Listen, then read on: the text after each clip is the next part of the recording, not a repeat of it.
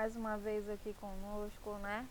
Mais uma vez a gente com aula de arte, hoje em dose dupla, né? Agora a gente falou de ritmos brasileiros e hoje a gente vai falar de dialogando com o passado, certo? Então, vamos nessa, fique aí e vamos para o nosso módulo 4.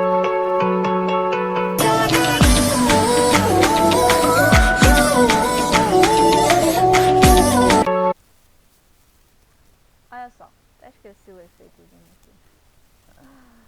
O dialogando com o passado nada mais é que conversar com os nossos ancestrais, com os nossos antepassados, certo? E como a gente já vem do módulo 3, que é falando de patrimônio cultural, a gente já vem conversando com o passado, certo? Porque quando a gente faz uma obra de arte baseada em uma cultura que já perpetuou lá atrás, então isso é uma forma da gente dialogar com o passado, da gente preservar ele, certo? Então por aí a gente já tira que a gente já vem conversando sobre esse assunto há muito tempo, certo? Então não vem dizer, mas a professora está falando disso agora e vai passar por isso tão rápido. Não, galera, a gente já vem conversando nisso há um tempão. Só que agora a gente vai ver de que forma que pode ser esses diálogos, certo? Mais detalhadamente, mas vocês já vem vendo isso faz desde o bimestre passado.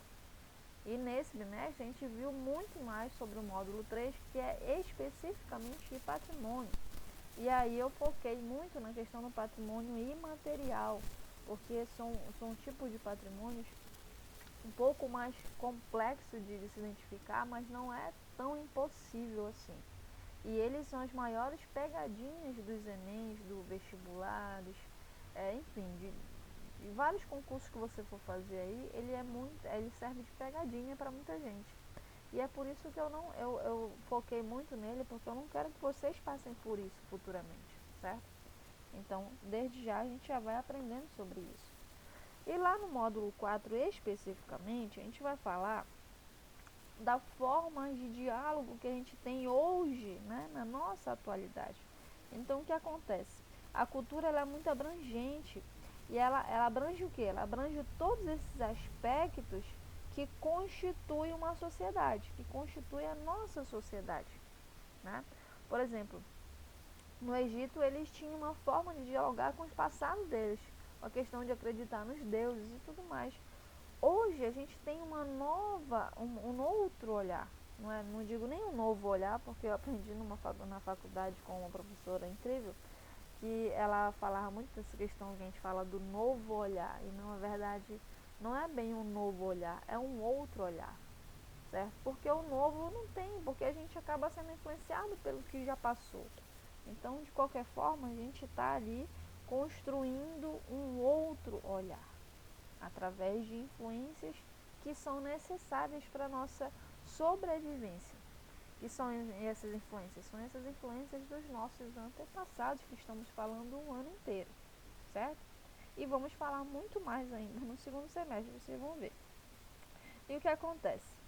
Quando a gente for falar disso, eu preciso falar dos segmentos das artes, desde a da arte plástica, do grafismo, eu preciso falar da gravura, né, dos manuscritos e todos os tipos de arte, os segmentos de arte, as linguagens, as técnicas, que são objetos de estudo quando a gente vai falar de diálogo com o passado, certo? Por que objeto de estudo? Quando vocês estiverem lá numa faculdade, vocês vão ver o que objeto de estudo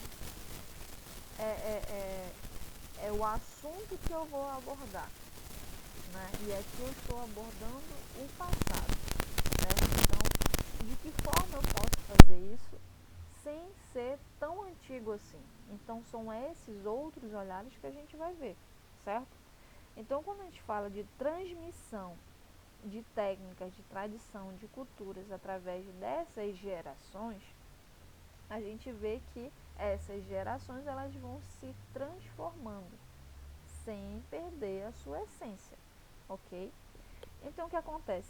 A cultura ela sempre está nessa transformação, nesse processo dinâmico, certo? Ela é quase que uma forma orgânica, e como vocês sabem, forma orgânica é aquela que se desenvolve naturalmente. Só que é necessário a gente ter um pouquinho mais de atenção. Por quê?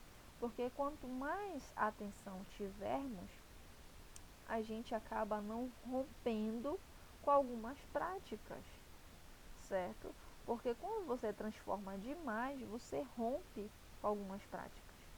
E aí você tem que ter esse cuidado, essa sensibilidade de ficar atento para isso, certo? E o que acontece? Quando você reafirma essas tradições, essas crenças, essa ideologia, você consegue ter aqui uma maior dimensão de um trabalho artístico, certo? Por exemplo, essa imagem que eu tenho aqui com vocês, ela é da Bienal, né, da 31ª Bienal de São Paulo. E o que é a Bienal? Ela é um salão de arte, quase como uma galeria, só que ela é gigantesca.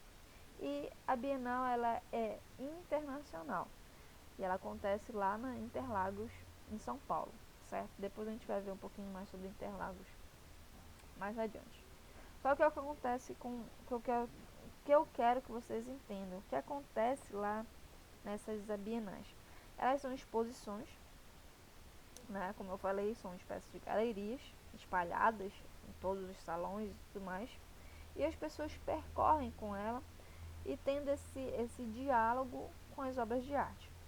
Só que o que acontece? Por que eu destaco a 31ª Bienal Internacional de Artes em São Paulo? Ela aconteceu em 2014. Mas por que ela foi tão importante e ela está no livro de vocês? Por que ela foi importante? É simples. Eles trabalharam a questão das produções de outras épocas, estabelecendo esses vínculos com as culturas e com os seus tempos, certo?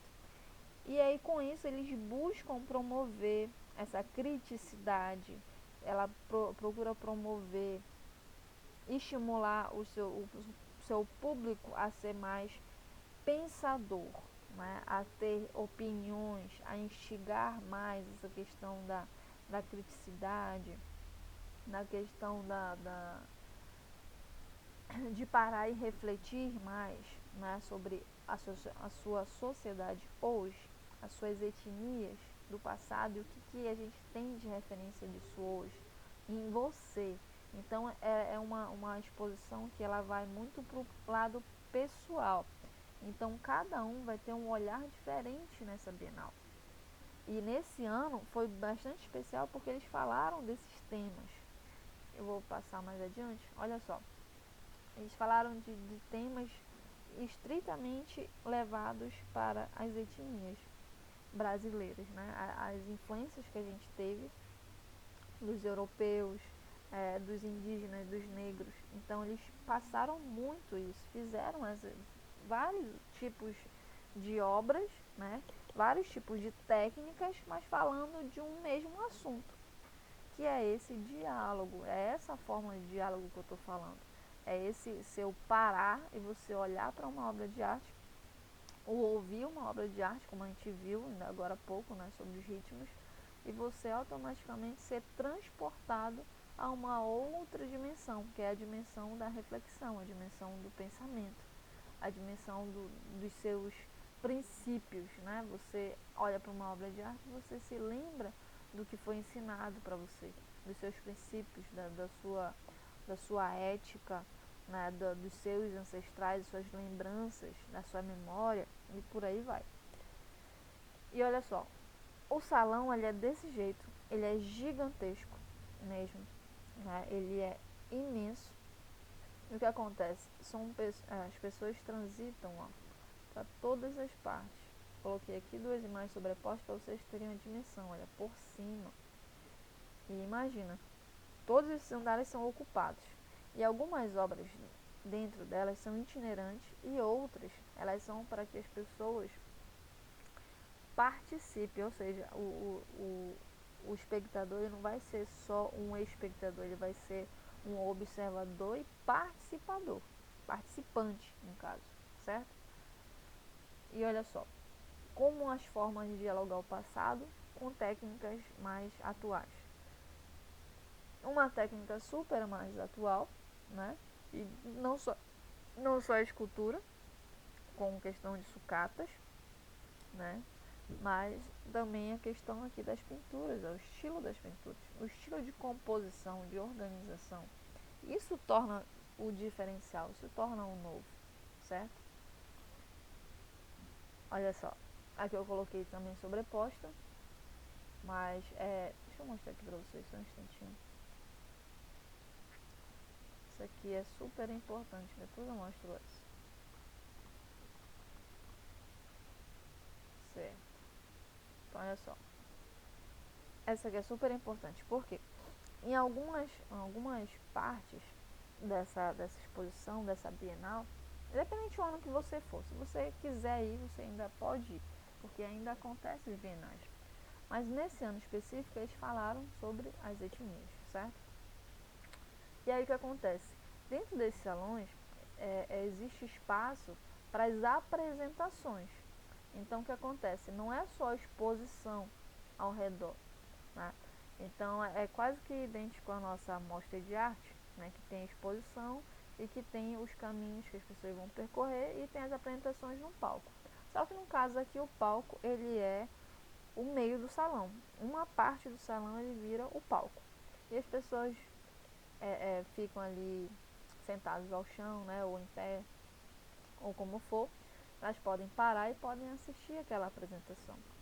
E nesse ano eles levaram tribos indígenas, eles levaram comunidades quilombolas para participar e fazer as suas apresentações para que as pessoas pudessem ver, certo? Então por isso foi bastante importante e relevante para você, para a arte, para a história da nossa sociedade, para a história do Brasil. E por isso que essa imagem ela está lá na página 40, né? Falando, quando a gente fala lá de começando por você, certo? Então, de que forma que a gente pode começar por nós, certo? Que atividade mais te interessa? E aí a Bienal ela te propõe a isso. Você pode percorrer para onde você quiser, os seus gostos estão ali. De acordo com as técnicas que você gosta. Você gosta de um grafite? Tem grafite. Você gosta de escultura? Tem escultura. Você gosta de ver quadros? Tem quadros. Você gosta de apresentação? Tem apresentação.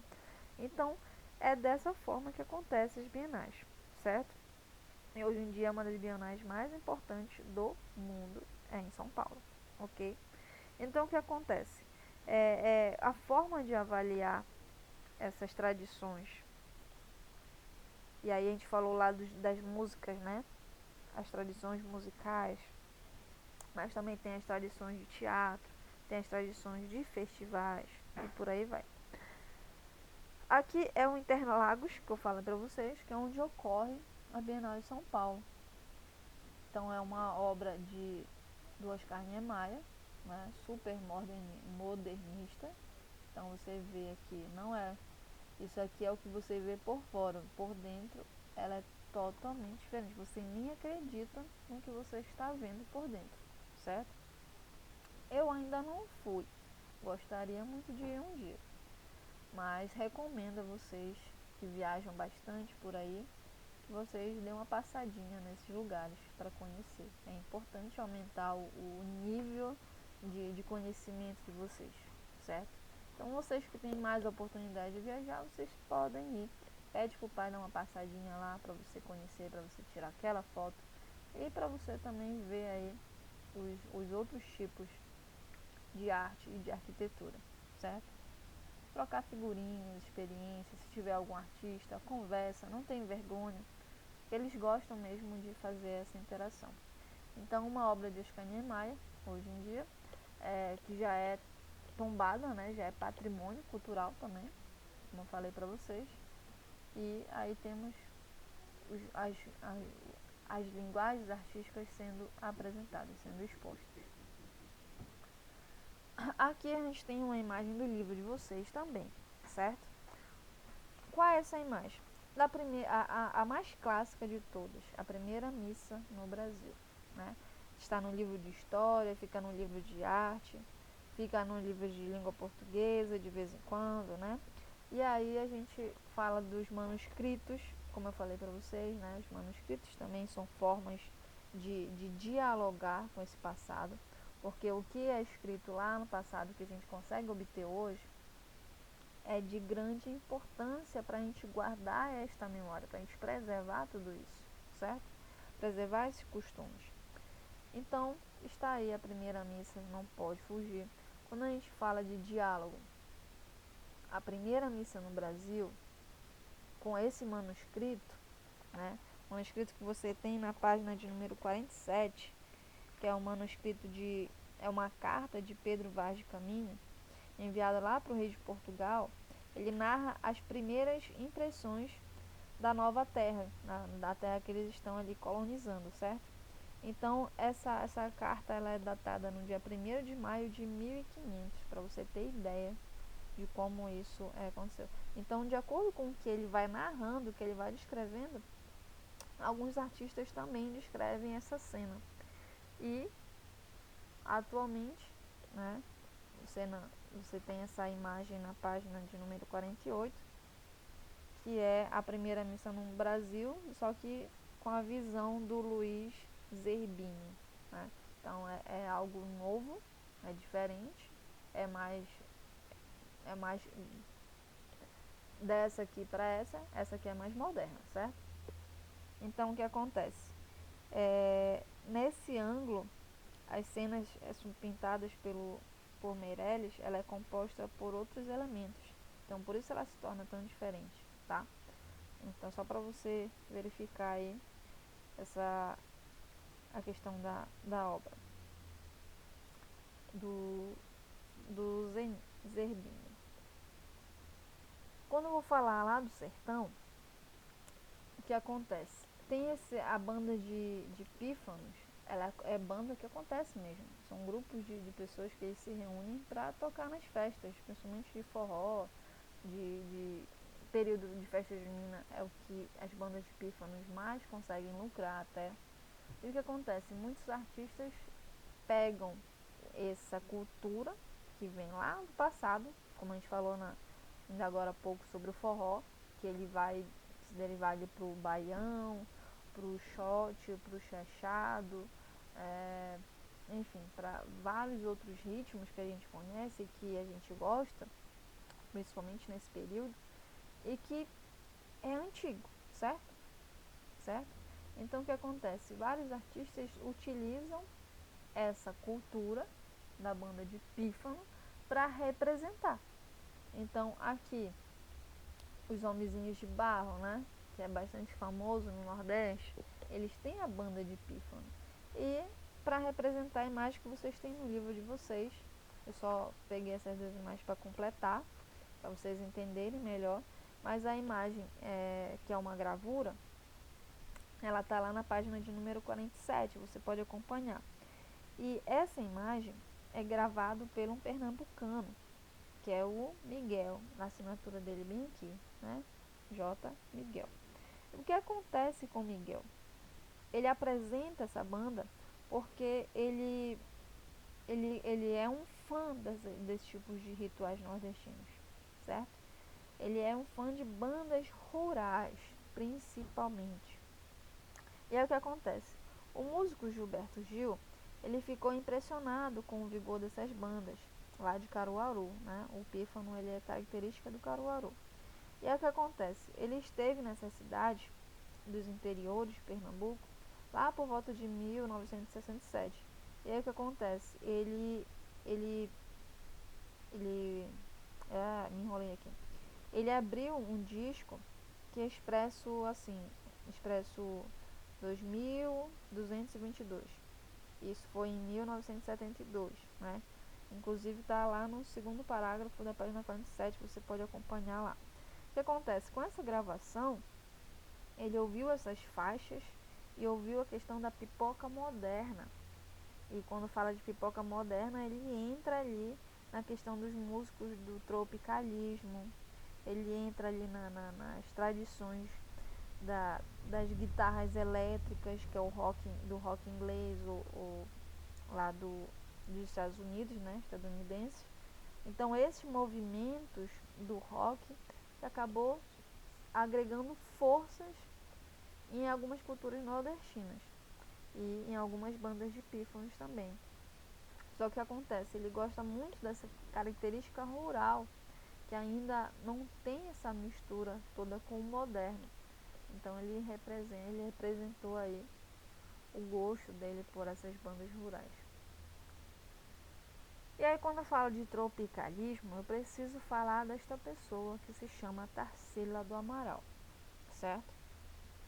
E aí quem foi Tarsila do Amaral? Tarsila do Amaral, ela foi uma das precursoras aí do modernismo, né? O que acontece? Teve uma época no Brasil que muita gente tinha que estudar fora, então ia para as faculdades da Europa, principalmente Bauhaus. A Bauhaus era a mais top de todas. E o que acontece? Quando eles voltavam com uma cabeça totalmente diferente. Só que no modernismo, o que acontece? Eles começam a exaltar a cultura brasileira. Eles verificam as técnicas que eles aprenderam lá fora, só que eles glorificam, exaltam as glórias nacionais. Então, por isso que nas obras da Tarsila tem muito essa característica aqui do verde, do amarelo, né? A vegetação brasileira, o sol, quase que representando aqui um abacaxi ou uma laranja, né? Quem tem a imaginação fértil aqui imagina isso.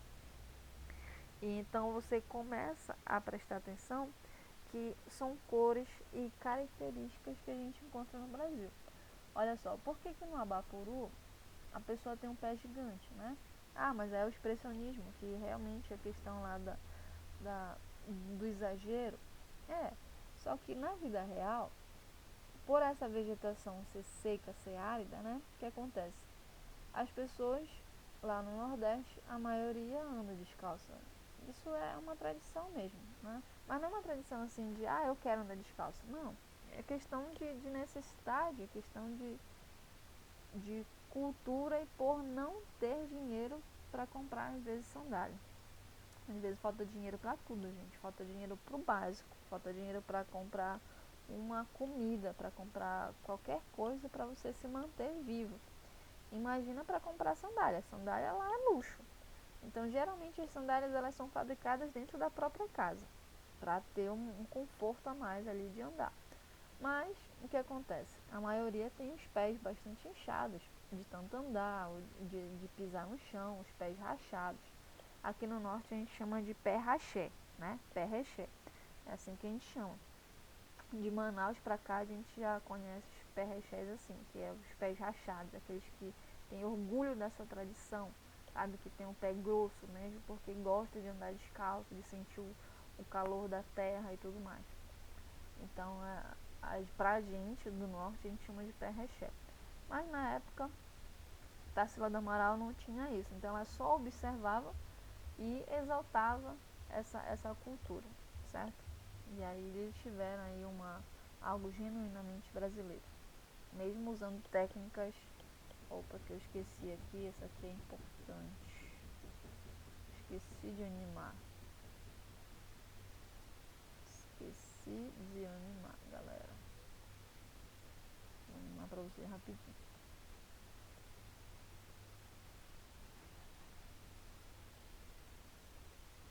Rapidinho aqui, só pra dar uma animada aqui. Senão a gente passa batido. Agora volta. Ok. Então olha lá. Essa não é a Juju Todinho, tá? Por favor. E não é pra rir, porque isso não é engraçado. O que acontece? Nos tempos mais antigos, né, dos nossos antepassados, século XVIII, século XIX, por aí, né, até mesmo por final do século XIX, ainda para o XX, que a questão da escravidão era muito forte, ainda tinha algumas fazendas que adotavam muito essa questão da escravidão. E mesmo depois que a escravidão acabou, as mulheres negras, elas eram contratadas para ser empregadas das casas. E quem é que podia pagar uma empregada? Geralmente eram os europeus, os brancos, né? Então, os que tinham mais posses. E os negros, claro, eles tinham acabado de ser libertos e tudo mais, e tinham que se manter e tinham que trabalhar de qualquer jeito. Então, eles iam e desenvolviam essa atividade de empregados domésticos. E as mulheres, elas não só tinham a função de ajeitar a casa, de arrumar a casa, como também de amamentar os filhos. Então elas eram chamadas de ama de leite, desde o tempo da escravidão, né? E depois que isso foi evoluindo, né? Aí chega lá no modernismo, a Tarsila do Amaral representa a negra. E ela representa desse jeito. E como ela está ali com o modernismo caracterizada, voltada ali para o expressionismo, onde as expressões, né, o corpo, as formas são exageradas, o que acontece? Isso depois de muito tempo, mesmo deixando de ser ama de leite, mas ainda sendo negro, ainda sendo empregado, né, sai da categoria de escravo e vai para a categoria de empregado. E aí tem que servir de babá, né? Então, além de cuidar da casa, é babá. E antigamente tinha que dar o leite, né, do próprio peito. Então, essa é uma reflexão que a Tarsila faz. Ela é modernista, mas ela faz isso levantando ali vários temas bastante importantes do passado. E que as pessoas geralmente tampam meio que o sol com a peneira, mas existiu, galera, existiu. E hoje em dia você pode ver aí que está sendo muito discutida a questão as pessoas valem, né? A vida vale. Então as pessoas estão fazendo protesto com aquilo que está acontecendo nos Estados Unidos. Mas acontece muito no Brasil, não é só nos Estados Unidos. Nos Estados Unidos é onde ganha maior repercussão. E até hoje nos Estados Unidos existem os bairros que são mais negros e os bairros que são mais de brancos. Então é muito acirrada a disputa ainda. Então o preconceito ainda é descarado. E olha só, uma outra obra que fala de ama de leite, né? A escrava aqui no caso, ela está amamentando o filho da patroa, mas o filho dela está no chão. Uma cena bastante forte até, bastante polêmico. E não é tão longe assim, né? Os últimos acontecimentos agora, a empregada negra que vai passear com o cachorro, vocês estão assistindo aí, vai passear com o cachorro da patroa, que é branca, e a patroa fica com o filho da negra e acontece o que aconteceu. Vocês sabem o final da história, que não é um final feliz, né? É um final bastante trágico. Então isso acontece, gente, às vezes é mascarado da sociedade, mas existe. O preconceito, o racismo existe, né? De forma, às vezes, como eu falei, mascarado, meio tímido, né? Meio com medo até, porque como eles sabem que é racismo e que racismo é crime, então eles já ficam meio que escondendo, então acaba afagando, sabe? Por exemplo, a mulher tinha acontecido tudo o que aconteceu e mesmo assim ela foi tentar acalentar aquela mãe. Tipo, eu não tive culpa, foi sem querer e não sei o que e aquilo outro. Então, cada um tem a sua opinião no caso. A gente não está aqui para julgar, a gente está aqui para refletir sobre a vida e sobre os nossos conceitos, os nossos princípios, certo? Então acredito aí que os princípios de vocês sejam um pouco parecidos com o meu, né? Os pais de vocês acredito que falem muito sobre isso em casa, ou se não falam, deveria falar porque é importante. Não deve ser passado despercebido, tá? É importante de falar disso. E a arte ela vem com esse propósito de levantar questionamentos, de levantar esse poder de criticidade, você olhar para a realidade, olhar para uma obra de arte, você olha para a realidade e você comparar. Então, também é uma forma de reflexão, de estimular os seus pensamentos, certo? A mesma coisa, a Tarsila do Amaral, ela fala do, dos, dos, da imigração, né? a questão aqui dos operários, quando ela fala de operários, ela coloca rosto de gente de vários cantos do Brasil e do mundo. Então tem japonês, tem holandês, tem russo, tem negro, tem tudo. E aí ela faz essa referência porque nessa época do modernismo, ela busca lá no século XIX ainda, né, que estava ali fluindo as empresas, as indústrias e a crescente de operários. E nesse período teve uma grande revolução dos operários, que onde todos deram a cara a tapa, né? Todos deram o seu rosto a bater e foram para protesto, foram para as manifestações na rua, que é o que a gente muito vê hoje em dia, né? As manifestações. Então, o ato de manifestar as suas ideias, as suas reivindicações, também é uma forma de dialogar, certo? Claro que tem as que são passivas, né? E as que não são passivas. As que são passivas ainda dá pra gente considerar assim algo mais, como é que eu posso dizer, mais correto mesmo, né? Porque quando entra a questão do vandalismo, a questão das depredações de monumentos, aí as pessoas aproveitam para assaltar, as pessoas aproveitam para agredir, isso já não é legal, né? Então, quando há uma passividade, a gente consegue encarar ainda como algo mais que seja mais mais relevante ainda, exatamente porque dialoga muito melhor com a sociedade, hoje em dia com o poder da mídia ajudando, então dá para fazer isso de uma forma mais branda, certo? Mais calma e mais inteligente, certo? Usem mais a inteligência do que a força, a estupidez. Então fica aí a dica. Então essas são as formas de dialogar que a gente falou, que tem no livro de vocês e que eu ressaltei. Então quando eu falo de diálogo com o passado, eu falo de memória. Eu falo desse poder da arte que tem de trazer essas memórias e sempre de preservá-las. Então eu posso fazer isso com objetos de família, eu posso fazer isso com uma fotografia antiga, eu posso fazer isso contado oralmente, ou seja, histórias narradas.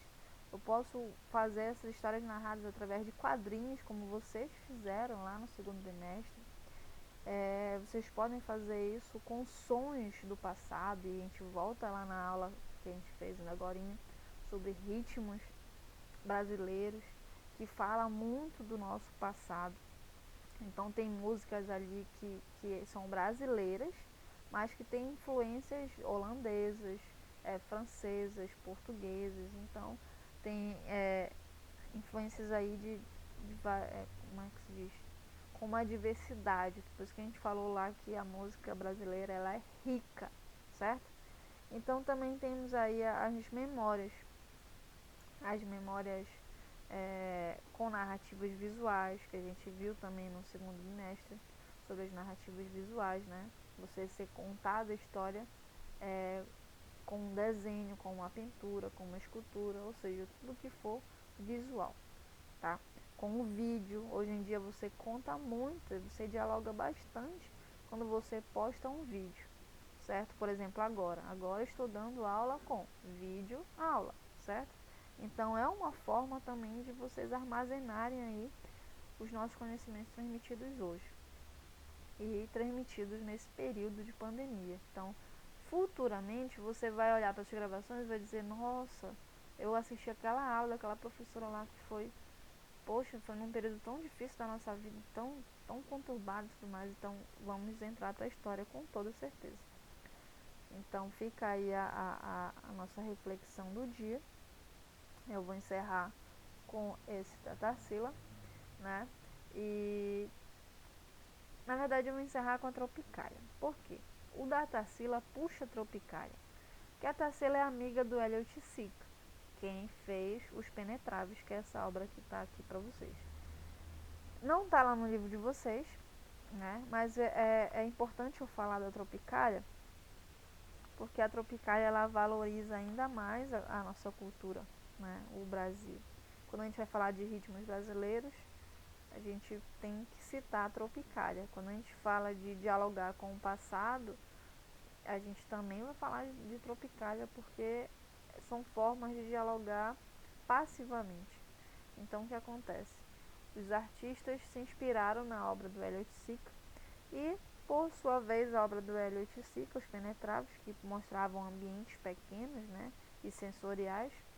E claro que tem a reflexão aí das favelas, que também são pequenas e são bastante sensoriais. E aí o que acontece? Houve-se o estudo e deu origem no movimento no período da Tropicália. A palavra Tropicália foi criada pelo Elliot Sica. Mas aí o que acontece? O Oswald, ele conversando bastante com ela, não sei o que, ele levou a proposta para os músicos como Caetano Veloso, como Gilberto Gil, e eles fizeram esse manifesto que eles chamaram de manifesto antropófago.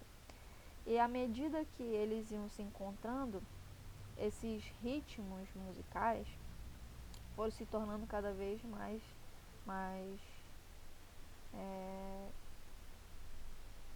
vou usar a palavra de novo, efervescente, porque foi o que eles fizeram, né? Quase que tacaram fogo no Brasil, mas de forma metafórica, tá, gente? Eles não tacaram fogo de verdade, isso é uma forma metafórica mesmo.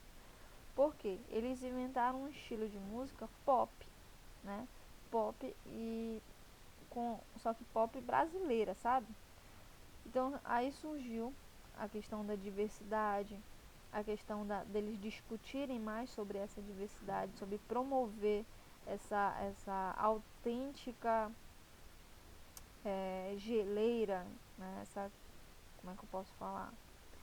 Essa autêntica característica brasileira, certo? E aí o que acontece? Eles gravaram um disco, né? Na época se chamava disco, hoje a gente já sabe que depois virou CD e hoje em dia a gente nem escuta mais CD, já é tudo no computador, tudo MP3. Então, na época eles gravaram o disco, certo? Então, só para vocês terem ideia aí desse disco. E quem participou do disco foi o Gilberto Gil, que está aí nessa foto, foi o Caetano Veloso, Gal Costa, Nara Leão, o Tom Zé e os grupos do Mutantes, é isso, estava esquecendo. E com os arranjos do Rogério Duprat, eu acho que é isso que se pronuncia. E aí o que acontece? Eles batizaram esse movimento cultural de tropicalismo, né, de Tropicália. E foi bastante importante porque o movimento Tropicália não foi só na música, tá, galera? Ele foi no teatro, ele foi nas artes plásticas, eles vieram, a característica da Tropicália veio das artes visuais, como a obra do Elliot Sica, mas também ocorreu isso dentro dos teatros, com o teatro oficina. Quando a gente fala de teatro oficina, a gente fala desse teatro que vem com essa nova linguagem de arte, que é com Sábato Trava-língua agora. Sábato Magaldi, tá? Tem que falar compassadamente, que é complicado mesmo. E aí o que acontece? Vem com essa nova vertente de teatro, falando de política, falando de claramente crítico, né? Sem medo de ser feliz mesmo. E eles eram a favor da democracia e contra a ditadura. Por isso que muitos deles foram perseguidos. Muitos deles tiveram que ser exilados. E depois que acabou a ditadura, eles puderam voltar ao seu país de origem, que é o Brasil, certo? Então, a gente já falou algumas vezes de ditadura. E na professora de história também, com certeza já falou para vocês sobre a ditadura. Hoje em dia está se falando muito sobre essa questão da ditadura, porque os últimos acontecimentos estão nos levando a isso, que Deus queira que não, né? Porque isso não foi um período legal, apesar de alguns exaltarem, dizerem que foi um período organizado e não sei o que, mas não. É um período que artista não podia se expressar. era proibido, né? Você não podia escrever um poema porque ele já interpretava como uma forma de afronta, então já era punido, já era perseguido, algumas pessoas também eram até exterminadas. Então aí tem gente até hoje procurando os corpos dos seus entes queridos que nunca foram encontrados. Então, para você ter a dimensão desse período, como foi catastrófico. E esses artistas, esse movimento tropicalista, além deles exaltarem essa questão do natural, do que é brasileiro, eles também valorizavam essa questão da democracia, da liberdade de expressão. Tanto é que o grito, a Tropicália, ela é um grito de liberdade criativa. Então eles lutavam por essa liberdade criativa, né? Então fica aí a reflexão pra gente falar hoje. Eu queria mostrar um vídeo pra vocês, mas eu vou deixar na descrição, tá? O vídeo pra vocês, porque ele é bem importante. Eu tô com medo aqui de colocar aqui e ele bloquear lá no canal. Então, a aula de Smoke weed hoje every day. fica por aqui. Smoke weed every day. Não temos atividade, tá, galera? Porque vocês têm que focar no simulado. Então, por hoje é só. Fiquem com Deus e até a próxima semana.